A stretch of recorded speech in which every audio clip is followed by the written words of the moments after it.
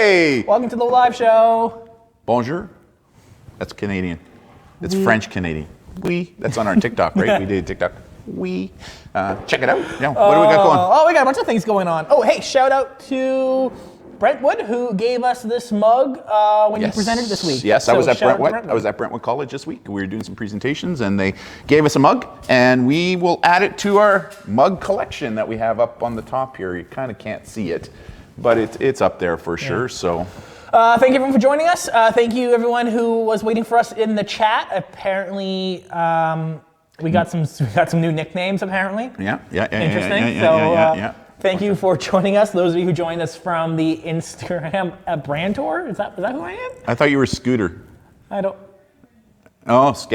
It's Scooter and Brandon put together, or Scooter, Scandor, whatever. And Candace is being nicknamed Candy. Canada Candy. Apparently, somebody gave her the new nickname, Canada Candy. Nate asked in the chat. North Surrey didn't give you guys anything, right? No, I don't think we got anything. I don't think we got anything from North Surrey. Did we get anything from the past? Yeah. I don't know.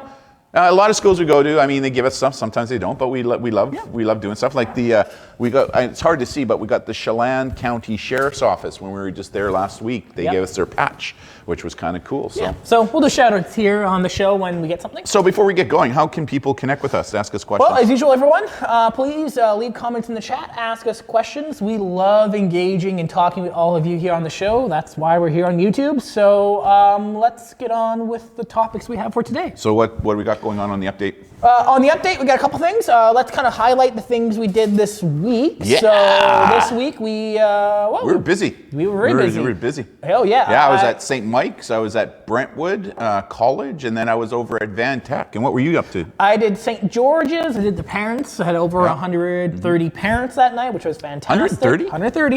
Ooh, that's a good turnout. And I did a special session at Victoria's Soho Business Conference. And what were you talking about there? Online business intelligence. Oh, really? Like what? Using the internet to collect information and give businesses an idea of how to function on the internet. Good idea. Good idea. Awesome. Yeah, for sure. What else? Oh, I got this picture when I was at Van Tech. Oh yeah. In the teacher's bathroom, somebody had put that little sticker on the mirror where it says "You are beautiful." I loved it. Wait, absolutely loved it. You took a picture in the bathroom? Well, yeah, teacher's bathroom. Oh, okay. So no one else was in there. No, nobody else was in there. Just me. Okay. But that what a great thing for people to look at the mirror, right? You're beautiful, no matter who you are, what you look like. You're beautiful. It's wonderful. Right? You are the best you in this entire world. Don't let anybody else tell you differently, right? That's kind of what we talk about in our presentations, right? Yeah, for sure. Oh, it looks like in the chat. What's going on, Candace? Looks like. I'm gonna give you guys. Oh, Nene, you're going to give us some art. That's kind of cool. That's kind of cool. Yeah, for sure. So what else we got going? Let's talk about some messages we got. Yeah, a message. We got a very interesting message this week from, I think, a parent. It was a parent, actually. Who messaged us, who said this. Yeah, those links you sent are way easier to follow than Facebook help section. Thank you. Yeah, this parent connected with us because they were having problems securing their Facebook page. Right. So what I did was I sent them the link to the Facebook security lockdown protocol that you designed, right? Yes. It's on our website. It's under resources, right? And so I sent them the link because you did both a written article and there's a short little video there too, right, of how to do that. And she said, my God, that was way better than what even Facebook does. So for those of you who are on Facebook and you want to learn how to secure it, what better way to go than to our website, which is? thewhitehatter.ca. Thewhitehatter.ca. Tons of resources for parents, caregivers, and anyone else. Yeah, just click on that resources button, scroll down, and you'll see all kinds of different categories there that you can go to. So again, how can people connect with us? Well, as usual, please everyone, anything we're talking about, please leave a comment below, and we would love to engage with you about the topics we are going to talk about. In the chat. So, again, that's why we're here. We're here to chat with you. And I know Candace is monitoring the chat stream right now, watching all the wonderful comments that are happening. And that's why we're here. Yeah, for sure. So what do we got going now? Well, let's actually talk about some news stories that came out. Ready? Here it comes. Thank you, Darren. You're welcome. You're welcome, Scooter. You're Scooter. Okay, Boomer. Whatever. No, get it right. The kids call me a drippin' boomer. Okay, dripping boomer. Drip and boomer. Okay, I'll take that. I'll take that. So what's, I got the drip. Right, what's going on? What's going on? What's going on? Sounds like a medical problem. I know. Oh, yeah, you're right. Oh, if I would have said that in when I was in high school, I'd be going to like the hospital for some medication or something like that. Oh, anyways. Back on top. Right now, I think Mom's cringing. She's watching Welcome this to our live show, everyone. The boomer has a few things to say. So what do we got going on in the news? Let's talk about this story that popped up in the news this week. Yeah. Reported primarily from The Guardian, who did a collaboration with another organization, and they were doing an investigation on Facebook, and it was determined that Facebook ads had flagged roughly 740,000 children under the age of 18 as being interested in gambling. Ooh. Another 940,000 kids marked as interested in alcoholic beverages. Ooh, you know, this is a concern. I mean, I do talk about this in the student presentation, also the parent presentation. I mean, we met a 16-year-old boy in Vancouver, $25,000 in debt because of online gambling issues. Yeah, I mean, certainly that there are some people who do have gambling issues. I mean, it's not a massive amount of people that people like to make it seem. No. But, I mean, the interesting thing is that Facebook, in this report, had actively targeted people in their ad sort of system that they were interested in gambling. And those are people under the age of 18. So now it becomes an ethical question in regards to Facebook. Like, should you really be identifying people who are under the age of 18 as being interested in gambling as part of your advertising program? And of course, I mean, they're going to use targeted ads on audiences like that too, right? Potentially. Yeah. So again, Facebook's in hot water, having to deal with some ethical issues with their business practices. You know, this week, I think you saw, because I think I sent you a link about the whiskey company here in Canada that has designed these little pods that are full of whiskey, and you put them in your mouth and they dissolve and you absorb the whiskey that way through. Like, are you kidding me? Like they look like, it reminds me of the Tide Pod Challenge. Remember the Tide Pod Challenge? Yeah, but at least, well, see, here's the thing. See, Tide Pods are not meant to be consumed. At least these ones are meant to be consumed, right? You don't think kids are going to go after those suckers? Come on, let's be honest. Well, you don't think they wouldn't go after alcohol altogether anyways? Yeah, but I think that they're going to take these things, and my personal opinion is it's going to become the new Tide Pod Challenge, right? They're going to take these things and they're going to like start to ingest them and that kind of stuff, and start, you know, doing videos and TikToks and that kind of. You watch, mark my words. You mark my words. I don't understand why a company would do that, right? Like, why would you do that? A marketing ploy, right? Marketing, and I mean, for adults like variety and they like that type of stuff. Yeah, if I'm gonna have a drink though, which I don't drink a lot, I'll do it out of a glass. Like, why would you put it in a little like Tide Pod thing that absorbs and disintegrates in your mouth? Like, that's. Why do people do gastropub things altogether? Like the whole sort of food industry and science with food is interesting and how it's developing. You're getting deep. That's deep. Yeah. That's deep. That's deep. What else we got going? Let's see what's going on here. We got but an industry sort of survey was released this week talking about job seekers and their use of social media when they're looking for jobs, which is something that we usually talk to in our presentations, making sure that you ensure what you have on you online, because we know employers will look for that type of stuff. And in fact, Tad really talks about this in the leveraging program that we do, right? Where he goes into schools. We talk about a little bit. Oh, you mean Cal? Cal, sorry. Yeah, not Cal. Tad is somebody else we'll talk about a little bit later. But Cal, yeah, he teaches our leveraging social media, and where he really dives deep into this. We talk about it a little bit in our presentations, right, to the students. Yeah. But this is an important issue. Some interesting numbers came out of this this little industry report. Some of the numbers were, this is an interesting one, 84% of people believe social media regularly impacts hiring decisions. You know, I thought that'd be a little higher, to be honest with you, in today's world. I mean, who wouldn't guess that is happening, right, when you think about it? So I thought that was, I mean, it's a high number, 84%, but I thought it'd be up around the 90s. That's what I thought. Yeah. I mean, and the reality is, that's what companies are doing. It is. I mean, a good example is, and below that number, 82% of people have some degree of privacy set up on their social media. Yeah, but like we teach people, there is no such thing as privacy, right? Yeah. I mean, you can hide to a certain degree some information, but you can't necessarily hide everything. And the other comment I have here is that when students are in grades 10, 11, and 12, I actually want them to be found.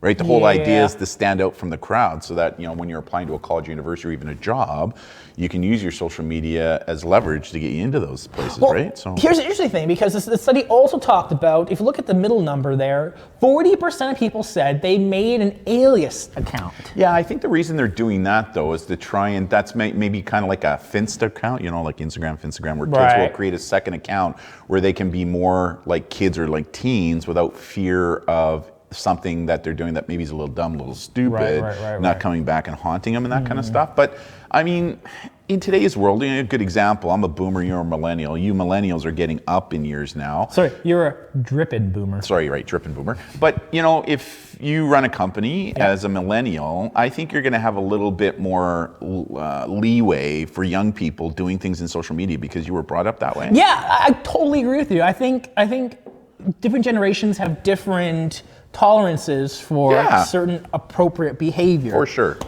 I mean, it's kind of like that with tattoos now. When you think about, like, a good example, policing. In policing, you weren't allowed to have tattoos.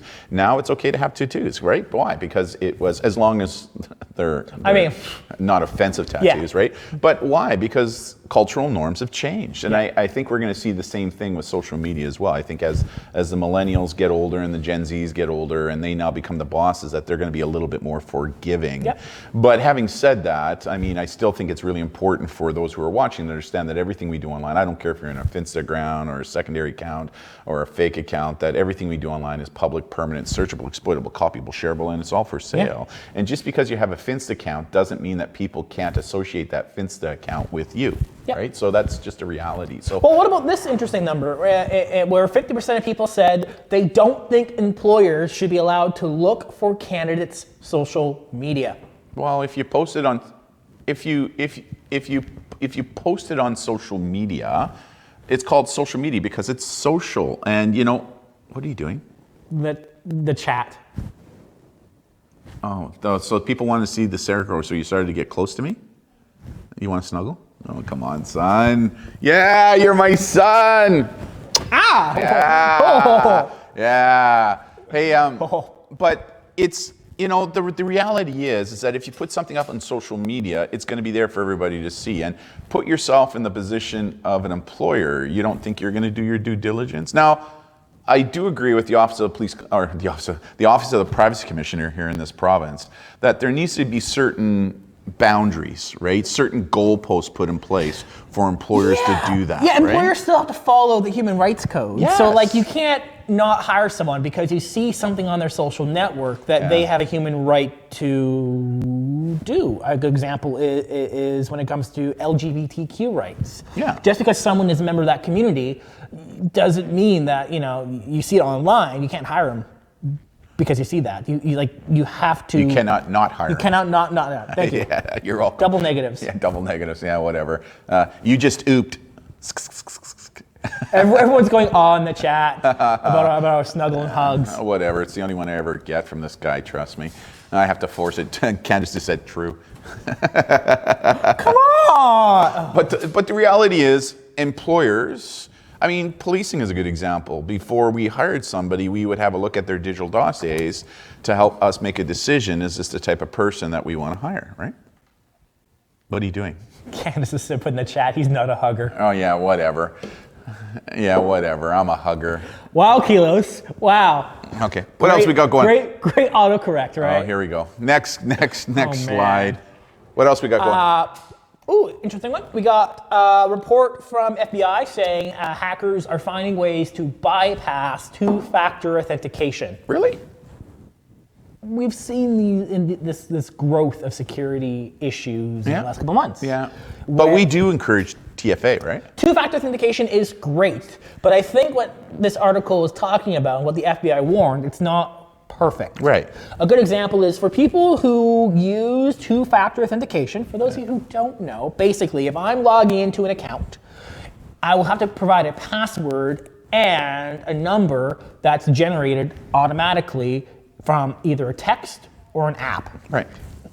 The issue that was talking about here in this article is that if you're using a text-based two-factor authentication method, meaning if I log into my Google account and in order to verify who I am, Google sends me a text message, and then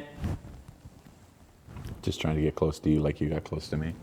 if Google will send me a text message, I will then get a 4-digit number and I respond with that. The issue is that there is something in the hacking world where someone can pretend to be your phone and then get that text. Right. But I think in most cases... In most cases, yes. But I think what we should be looking at is recommend people to use two-factor authentication. For sure. But use the app-based.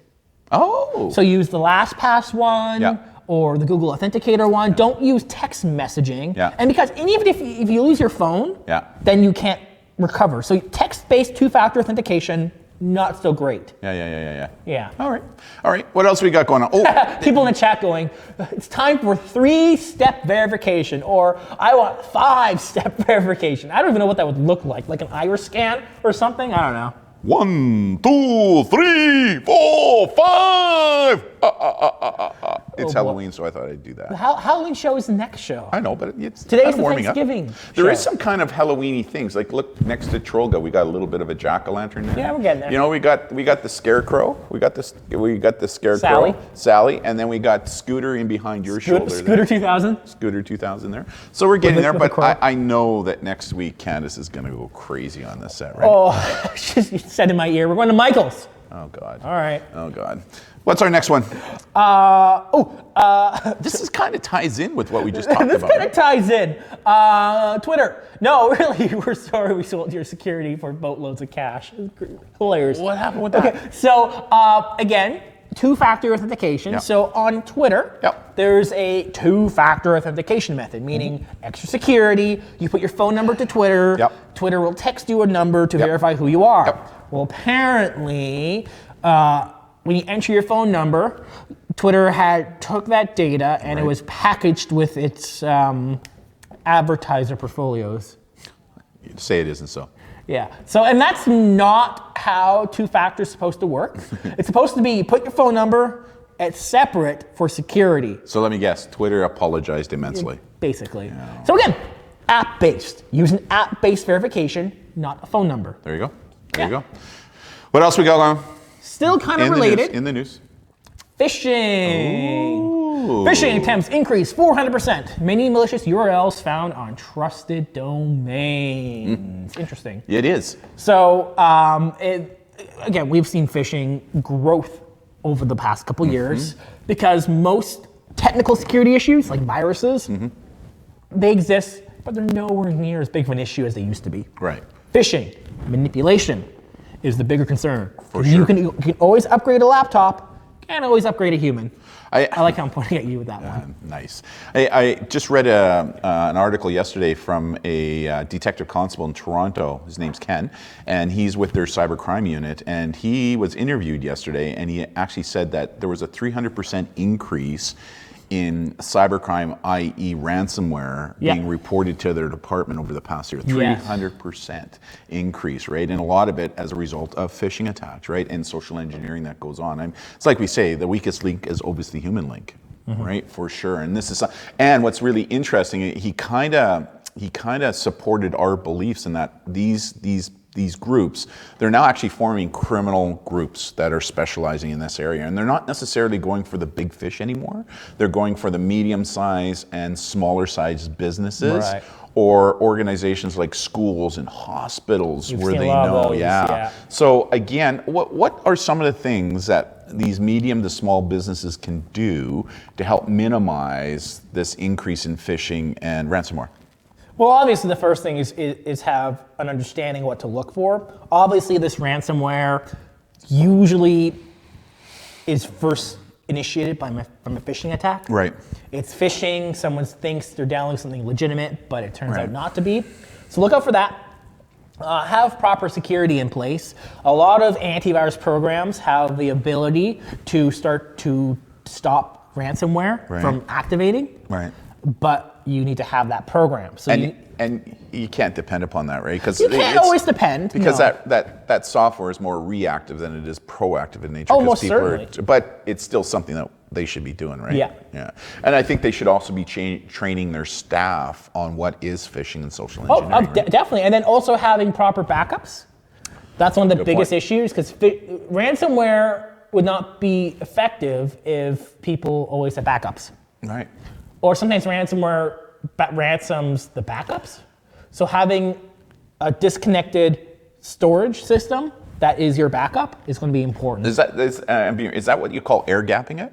Yeah, air gapping's important. Yeah. Right. I mean, there's a couple of cloud providers, cloud server uploads that have anti-ransomware protection built in. Oh. So, I mean, there's tons of important things to look out for. And I also think it's important for companies now to look to insurance for this as well. Like there's a number of insurance companies in Canada now that offer insurance for stuff like this. But what's really important to understand is the insurance doesn't necessarily get your data that you're losing back, but at least there's insurance there to help get stuff back up and going again. Yeah. But when it comes to insurance, if you're not doing your due diligence to protect yourself from this stuff, then it gives the insurance companies the ability maybe to say, instead we're going to cover you 100%, we're only going to give you 20% coverage, right?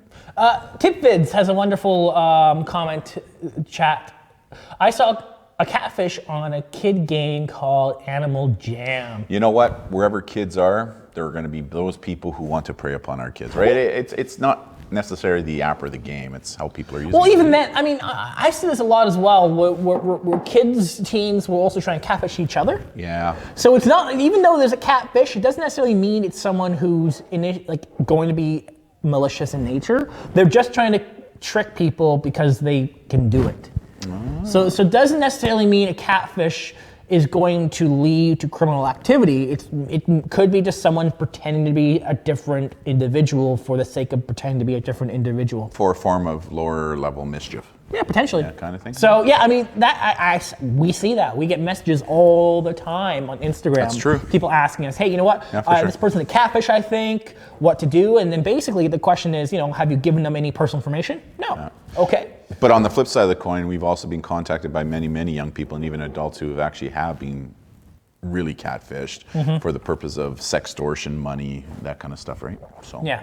Yeah. So, I mean, it doesn't, altogether, go online, you can talk to people, which is fantastic. Just be aware of what you're sharing. Yeah, for sure. And remember that people may not be who they say they are. Yeah, for sure. What else we got going? This is an interesting one you found. This is interesting. Yeah, so this one's interesting. we're going to talk about the EU, for example, for a second. So one of the highest courts in Europe had made a ruling.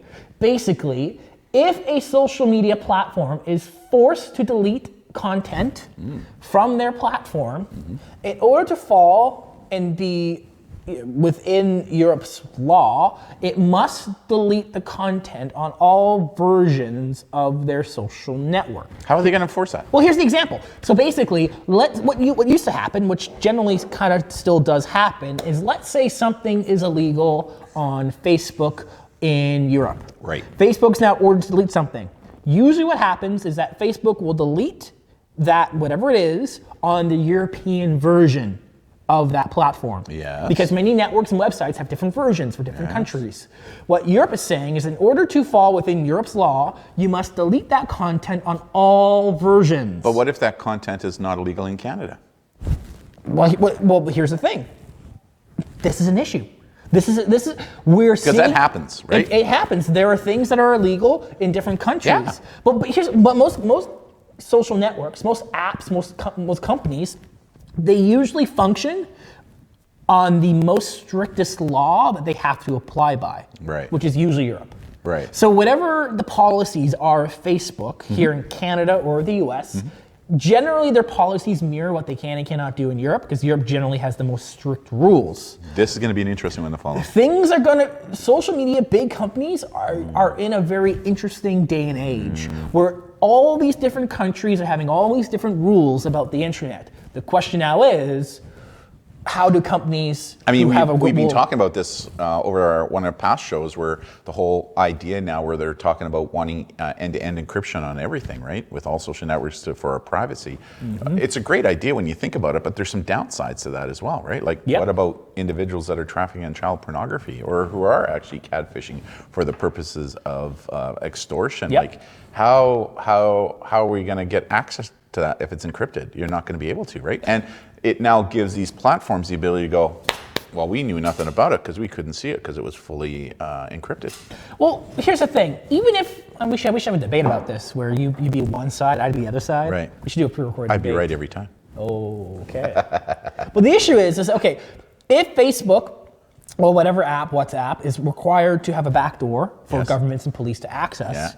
why wouldn't the criminal element just go use an open source, third-party encrypted platform and run it on their own servers? Well, then let them do that, because we know that most people won't go there. My concern, though, is these kids who are playing Fortnite or wherever they are, if all of a sudden they're now connected by somebody who wants to prey upon them for inappropriate criminal behavior, how are we going to know that unless the student brings it forward? And how are we going to get it if it's fully encrypted, where these companies are going to say, well, we can't encrypt? That just begs for problems, in my opinion. Yeah, right? I mean, I think I didn't put it in this show, but there was another thing with the FBI this week where a FISA court, a secret court in the US, had ruled that FBI individuals had misused their privilege against the law, and even fellow members of the FBI, to look at their marriages and whatnot. Really? Yep. Where they misused their power. So, I mean, I know, it's, when I'm looking at case law, from policing, most of the bad case law against law enforcement was because law enforcement were doing bad things, right? Like, if people would just do the right thing, right? And without thinking that they can get away with it. But, people are going to push the boundaries. And as a result of that, there needs to be consequences to action. So I get it. And don't get me wrong. I mean, I'm a privacy hawk, so is Brandon. And I think that we need to, these vendors need to be doing more to protect our privacy for sure. But with every action, there's an equal and opposite reaction, and there's still some questions that need to be answered specifically to the criminal element, and not giving them too much of an advantage because of encryption. Because we know that right now they use encryption as much as they can, but if all of a sudden they're now doing this on all the platforms, it's going to make the job of law enforcement, in my opinion, that much harder. Yeah, for sure. Anything else, or is that it? that's coming to the near end of the show. But before, let's talk about Tad for a sec. Yeah. Tad Millmine, Bullying's here. He's starting his Canadian tour here in Victoria on Tuesday, right? He's doing a big announcement on Tuesday at the BC Legislature. Is he doing a Canadian or North American tour? North American. Well, I think it's right across Canada, right? Okay, so okay. Not into the US, just across Canada. He's starting in Victoria and he's going to end on the East Coast. So he's rented an RV and he's going right across. And we helped fund him, right? As a company, we've been supporting his not-for-profit, not-for-bullying for years now and stuff. So he's actually invited us on Tuesday down to the BC Legislature to say a few words, which we're going to do. We're going to go there to support him. But I think he's picked an interesting time to drive across Canada. When you think about it, it's October right now, and so that means he's going to be driving through the winter across Canada. I don't know if he's really planned this out so well. I mean, did you see what's going on in Winnipeg right now? Oh boy. 3 days of heavy snow. The premier there is talking about declaring an emergency, a state of emergency in the province because of all the snow. And it's only October, 11th or 12th today? It's like, holy something like crow. that. Like, oh my God. So big supporter of Tad, we really are. And if you have an opportunity to check out his website, Bullying's Here, please check it out. Great message. He's traveling across the country. And we're really happy as a company to be supporting his effort in what it is that he's doing. So we were hoping to have him here on the show today, but he's still in transit. I think he's on the BC ferry right now heading over to the island. So he couldn't make it to the show, but we'll be hooking up with him over the next couple of days to talk more. Wonderful. So yeah, for sure.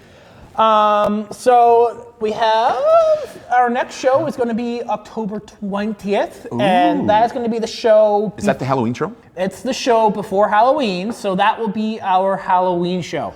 So I know Candace has some things planned for the Halloween show.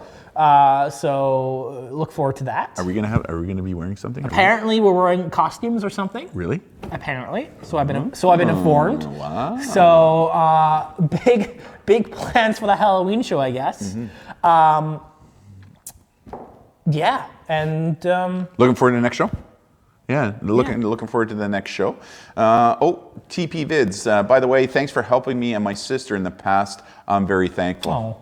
Big shout out. That's what we're here for. We love what we do, how we do it, and why we do it. And Yes. we're all here primarily about the kids, the teens, the preteens that hear us speak, and helping them as much as we can. It's a passion of ours, right? Yeah. It's a passion. Of That's why we're here, and that's why we do this live show, to give you some free resources, some new information, to chat with you, answer your questions, and kind of just to have fun with all of you. Yeah, and don't forget, not only can you connect with us here on the YouTube channel, but you can have a look at all our other resources. And what are some of the other resources we're going?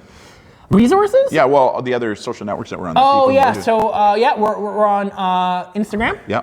We're on Twitter. Yeah. We're on Facebook. Yeah. And we're on TikTok. TikTok! In fact, I think we're going to And, shoot another TikTok after the end of the show. We do have a plan of doing a TikTok in the next couple minutes. So look forward to us posting something else cringeworthy on TikTok. Yeah, for sure. So on behalf, and don't forget to go to TikTok and check out the latest one that we did last year. I did the Bibbidi Bobbidi Boo one, right? So you got to check that one out. That's where I got my nickname Drippin' Boomer, right? That's where I got it from, was from that from that TikTok. So, but from me, which is Darren. And Brandon and Candace in the back, who was monitoring and responding in the chat. Thank you so much for joining us, and we'll see you next show on our Halloween show. See ya next week. Bye, everyone. Bye now.